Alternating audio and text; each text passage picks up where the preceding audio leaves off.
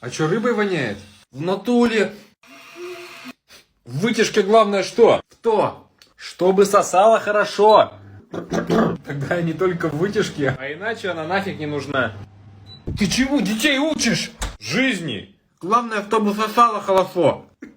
Вот видишь, запомнил. Ты нормальный? Мама, он про вытяжку.